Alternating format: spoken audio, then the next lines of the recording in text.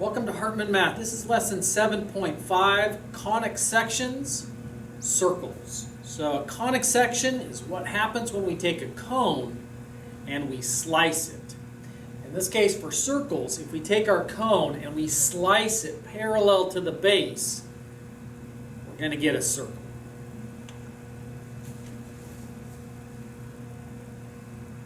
So the definition of a circle is a set of points x comma y that are all the same distance from a point called the center. The distance between the center and any point is called the radius. It's usually represented by the letter r. So here's the diagram that represents this definition. We've got all these points that are all the same distance away from the center. And that distance is the radius.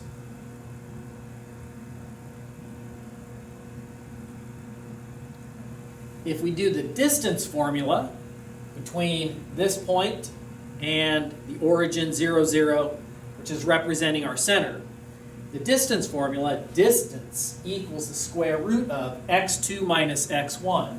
So this x-coordinate minus this x-coordinate squared plus y2 minus y1, this y-coordinate minus this y-coordinate squared equals r squared. So if we just simplify, x minus 0 is just x, y minus 0 is just y. And then if we square both sides, we get the equation of a circle that is centered at the origin. X squared plus y squared equals r squared is the equation for all circles that are centered at the origin.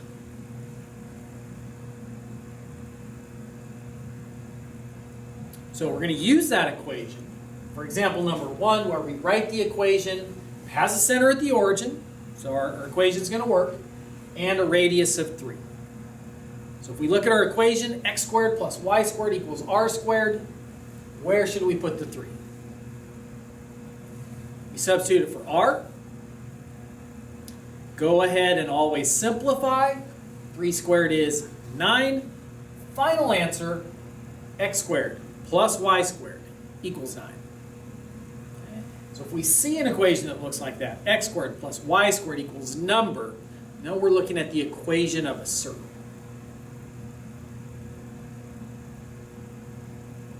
All right, go ahead and you try this one. Write the equation of a circle with center at 0, 0 and a radius of square root 5. Pause the video here, resume when you got your answer. Right, x squared plus y squared equals r squared. R is the square root of 5, so we're going to do the square root of 5 squared. And that's just 5, so our final answer, x squared plus y squared equals 5.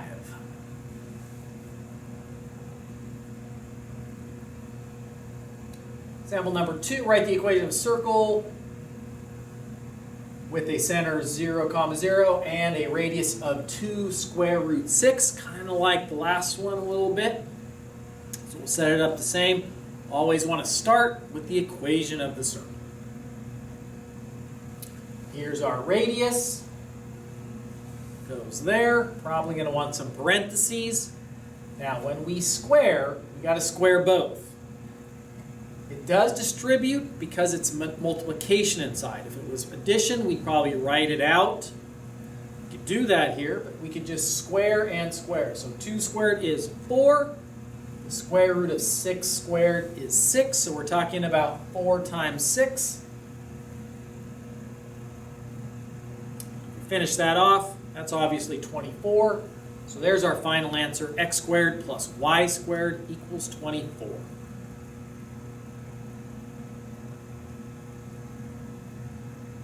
Example number 3. Now let's graph. So now we've got the equation.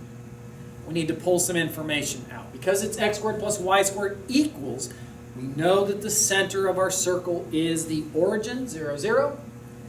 This is r squared. Remember, it's x squared plus y squared equals r squared. So 16 equals r squared. Solve for r. If we square root both sides, we're going to get, well, normally we would get plus or minus when we square root both sides. We're talking about r being a distance, has to be positive, so we can ignore the negative. We can just say when I square root both sides, r has to be 4. So when we go to graph this, let's get some graph paper. We've got our origin. Since our radius is 4, let's just kind of plot some points. 4 away from. So let's go up 4, put a point. Right 4, put a point. Left 4, put a point. Down 4, put a point. Now we've got some points to kind of gauge us. We don't want to have to use something like a tool like a compass or something. We can sketch it. So just make sure we're making it nice and round and it passes through these. So make sure it's not a box with rounded corners, so we don't want that. And it's also not a diamond. Don't do that.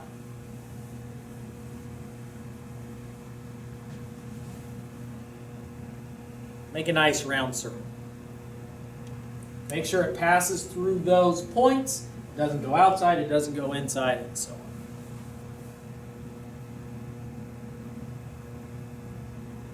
All right, you try. Graph this one. Pause here.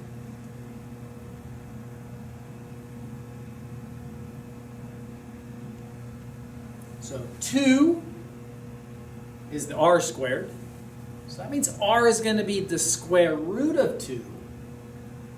And if we did that on a calculator, you'd see that that's pretty close to 1.4. So as we set this up on our graph, we're going to go up 1 and not quite halfway. Just a little less than halfway. Same thing to the left, same thing to the right, same thing down. Draw your circle.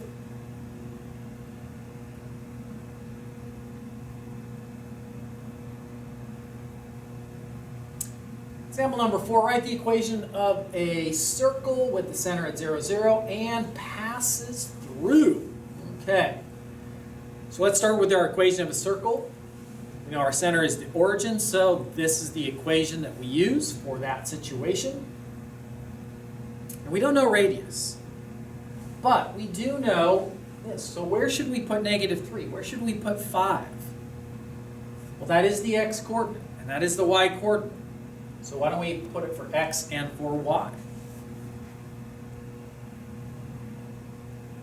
Okay. Don't exactly need the parentheses here, but for a negative, definitely need the parentheses. Because if you type it into a calculator without the parentheses, it's going to say -9. But we know -3 times itself has got to be a positive.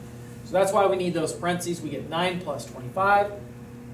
That's r squared is 34. We need to go back to this kind of an equation. X squared plus y squared equals number. We just found that number. And there's our answer.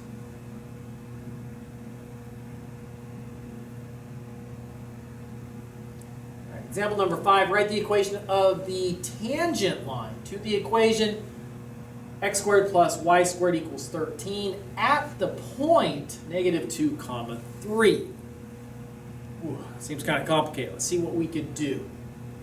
So step number 1, let's go ahead and sketch the circle. We could, again, as we looked at before, this is r squared. R squared equals 13. So if you square root that, you're going to get the square root of 13. You're going to get the decimal for that. You're going to find out somewhere between 3 and 4. So we're going to think here and so on, and we can think of our circle. And then we kind of do have this clue that the point -2, +3 has got to be on that circle. And in fact, if that's on, then if I went left 2 up 3, then left 3 up 2 was on there. And if I just go from the center 3 and 2 in any particular way, it's going to also kind of help me get an idea.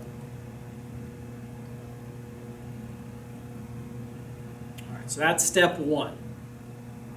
Step 2 is to draw the tangent line. So the tangent line is the line that hits this point and just kind of sits on, rests against the circle, touches it at one point.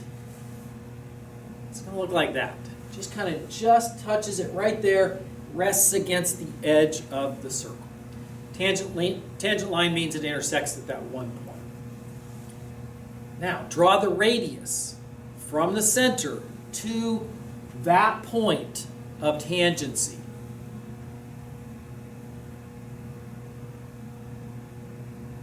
Find the slope of the radius.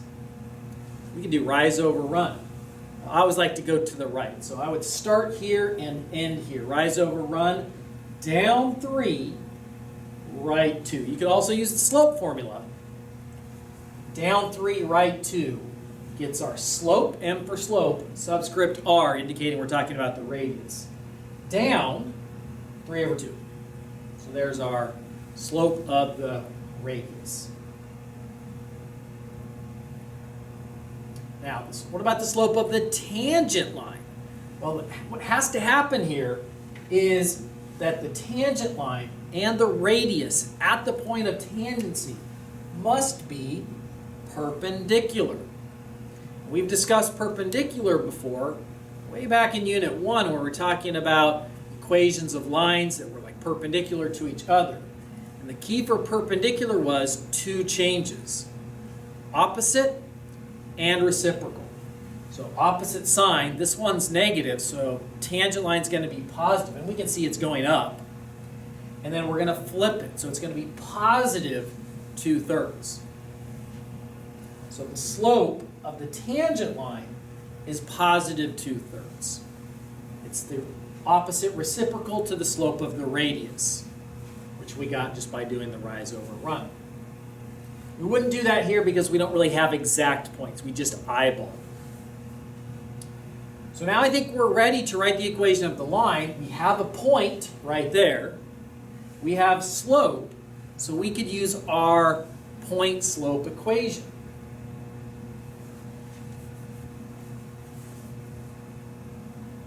Y minus y1 is equal to the slope, and we are talking about the slope of the tangent line, and so on. So we can substitute 2/3 here, x minus -2, y minus 3, distribute,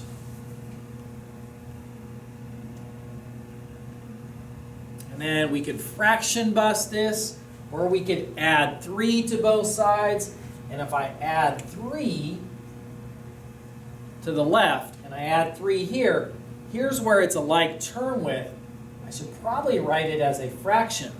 3 is the same thing as 9 divided by 3. So we turn 3 into a fraction that's 9 over 3 to make the addition possible here. So we get a final answer, y equals 2/3 x plus 13 over 3. That's it for today. I'll see you next time.